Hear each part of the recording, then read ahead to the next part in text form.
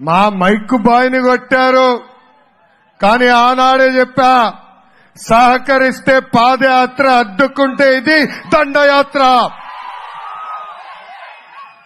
పోలీసులు పంపారు, పిల్ల సైకిల్ని పంపారు. వాళ్ళందరికీ నేను ఒక్కటే చెప్పా, తగ్గేదే లేదు.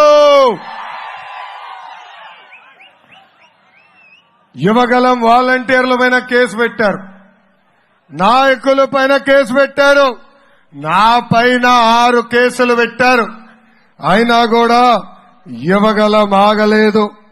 ఆఖరికి మన రాముడు చంద్రబాబు గారిని అరెస్ట్ చేసి ఈ యువగలానికి పాజు పెట్టాడు ఈ సైకో జగన్. అసలు ఈ సైకో జగన్ కి మన చంద్రబాబు గారిని చూస్తే ఉచ్చబడుతుంది.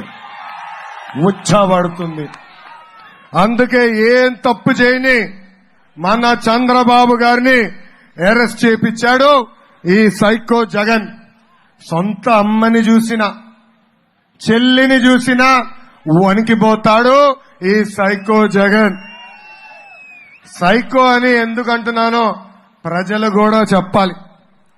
బాబు గారి పైన ఇప్పటికి ఎన్ని కేసులు పెట్టారో మీకు తెలుసు.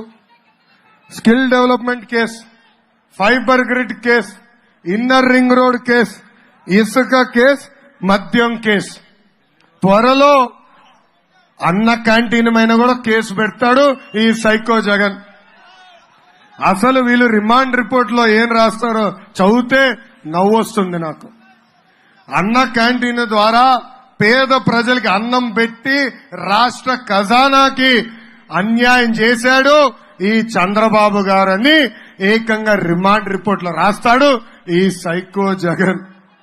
స్కిల్ డెవలప్మెంట్ లో ముందుగా 3,000 కోట్ల రూపాయల అవినీతి అన్నారు, తర్వాత 370 కోట్లు అన్నారు, ఇప్పుడేకంగా 27 కోట్ల రూపాయల అవినీతి.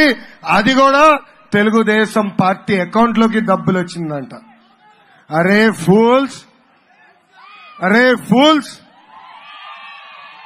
అది కష్టపడి చెమటోర్చి తెలుగుదేశం పార్టీ సభ్యత్వం ద్వారా 100 రూపాయలు రుసుము కట్టి పార్టీకి డబ్బులు ఇచ్చింది మా పసుపు సైన్యమని ఈ సభాముఖంగా ఆ ఫూల్స్ కి చెప్తున్నా. 53 రోజులుగా చంద్రబాబు నాయుడు గారిని జైల్లో బంధించారు, ఏకంగా న్యాయానికి సంఖ్యలు వేశారు. ఇక్కడున్న ప్రజలందరిని అడుగుతున్నా, ఒక్క ఆధారాన్ని చూపించారా? కనీసం బాబు గారి అకౌంట్ కానివ్వండి, ఆయన కుటుంబ సభ్యుల అకౌంట్ కానివ్వండి, లేంటే తెలుగుదేశం పార్టీ అకౌంట్ కి ₹1 అవినీతి సొమ్ము వచ్చినట్టు నిరూపించారా అని ప్రజలందరినీ ఒక్కసారి ఆలోచించమంటున్నా. వ్యవస్థల్ని మేనేజ్ చేసి చంద్రబాబు నాయుడు గారిని 53 రోజులు జైల్లో పెట్టాడు ఈ సైకో జగన్. హైకోర్టు మొన్న నిజం నిలబెట్టింది. బెయిల్ ఆర్డర్లో చాలా స్పష్టంగా ఈ సైకో జగన్ వ్యవస్థల్ని మేనేజ్ చేసి చంద్రబాబు నాయుడు గారిని జైల్లో పెట్టారని ఆ ఆర్డర్లో కూడా చెప్తాం జరిగింది. నన్ను కూడా వదలబెట్లా, నా పైన కూడా సిఐడి కేసులు పెట్టాడు. దమ్ము ధైర్యంగా సిఐడి ఆఫీస్కి వెళ్ళా, అక్కడున్న అధికారులు అడిగా ఒక్క ఆధారం అయినా చూపించగలుగుతావా అని. కానీ అక్కడున్న అధికారి ఏం చెప్పాడు తెలుసా? అయ్యా, మీ చేతిలో ఏదో ఎర్ర బుక్ ఉంది, నా పేరు మీరు రాయరు కదా అని ఆ అధికారి చెప్పే పరిస్థితి. నేను ఆనాడే చెప్పా, నేను ఎప్పుడైనా తప్పు చేస్తే చంద్రబాబు నాయుడు గారే నన్ను జైలుకు పంపిస్తారని.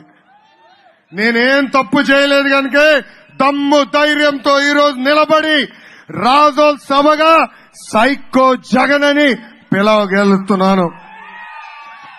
ఆఖరికి మా అమ్మ బోనమ్మను కూడా వదిలిపెట్టలే. నా భార్య బ్రహ్మణి పైన కూడా కేసులు పెట్టి జైలుకు పంపిస్తామని ఎగతాళి చేశారు మంత్రులు. ఆ మంత్రులు చెప్తున్నా, కౌంట్ డౌన్ మొదలైంది.